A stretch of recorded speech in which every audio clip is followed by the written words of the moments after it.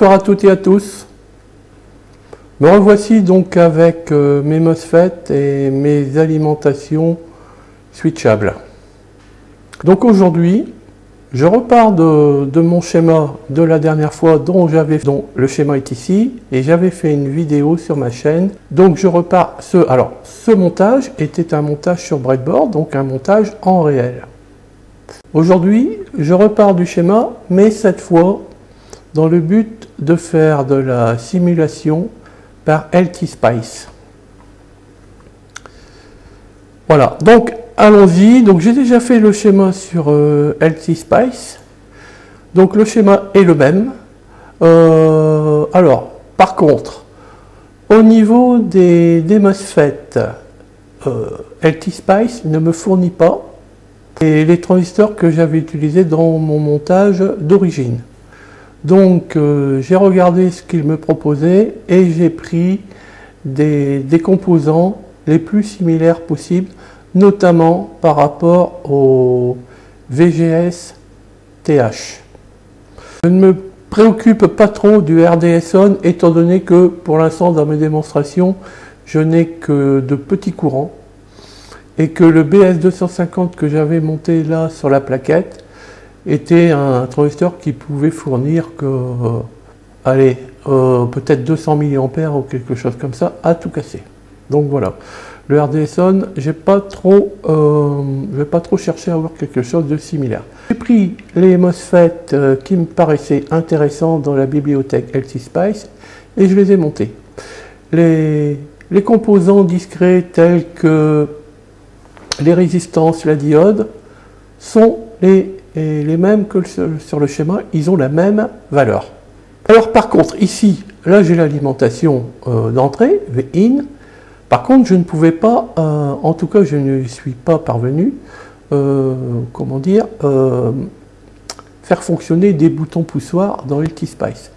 Donc, en regardant le schéma, on voit que ces boutons poussoirs, le premier et le deuxième, je ne l'ai pas monté, mais donc celui-ci, le bouton poussoir d'armement, en fait, vient commuter le Vin sur la guette du transistor canal N d'armement.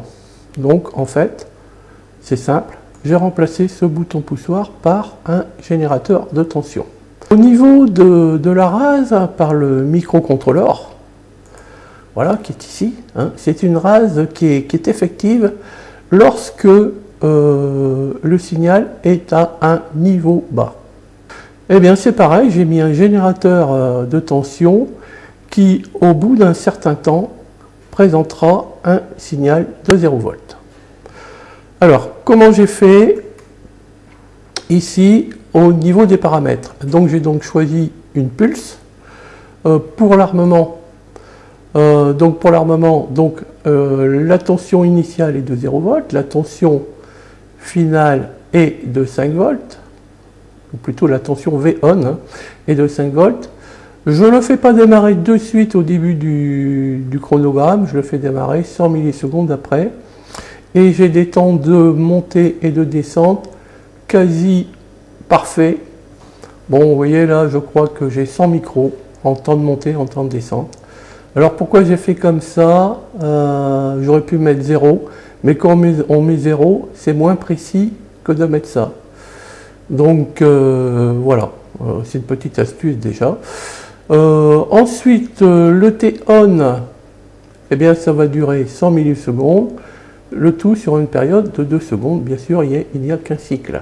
Pour l'autre, eh bien, V initial 0, étant donné que le système à microcontrôleur n'étant pas alimenté à T initial, donc la tension est forcément de 0. Ensuite, la tension V-on sera de 5 volts, niveau logique 5 volts. Je le fais démarrer, passer à 1. Donc le démarrage du MCU pendant que le bouton poussoir est encore appuyé. Bon, par exemple, un Latini 85, ça démarre très vite. Ici, j'ai au niveau des fronts de montée et fronts de descente, j'ai pareil que sur l'autre générateur.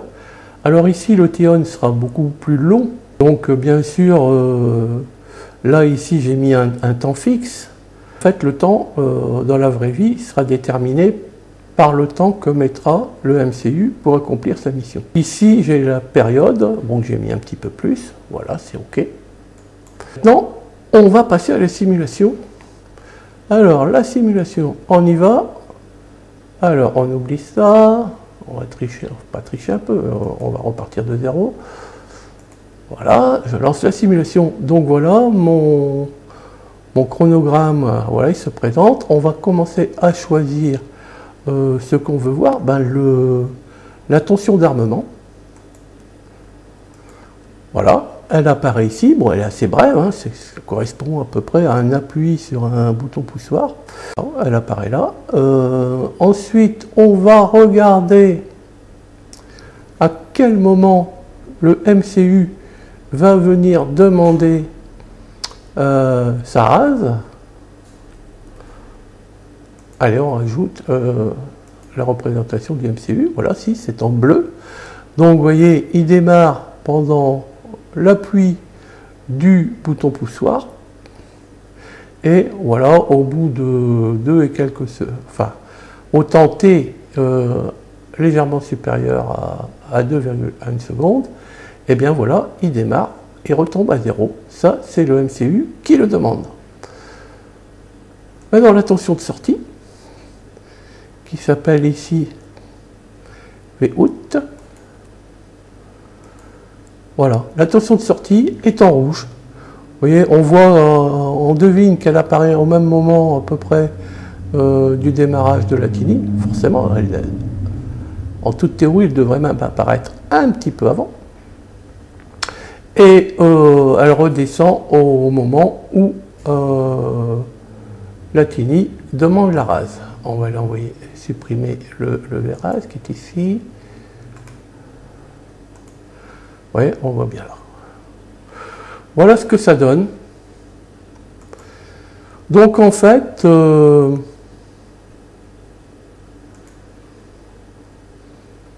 la théorie rejoint la pratique, ou vice-versa. Voilà, donc moi je me suis formé un peu sur Altispice en très peu de temps, bon, sur des choses assez basiques bien entendu, en regardant une vidéo d'Electro-Bidouilleur. Il fait pas mal de choses là-dessus et il a fait au moins 4 vidéos, si c'est pas plus. Donc là, j'ai vu celle-là qui m'a paru très très bien. Enfin, la première m'a inspiré pour faire ça, plutôt, je vais dire. Et vraiment, c'est très bien.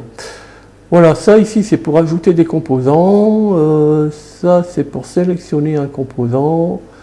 Là, ici, Edit, c'est pour effacer avec les ciseaux. Ensuite, il faut connaître quelques commandes par les, on va dire, par les raccourcis clavier. Par exemple, pour faire tourner un composant, après l'avoir bien sélectionné, c'est CTRL-R ou CTRL-E si on veut faire un effet miroir. Voilà, merci beaucoup, à bientôt.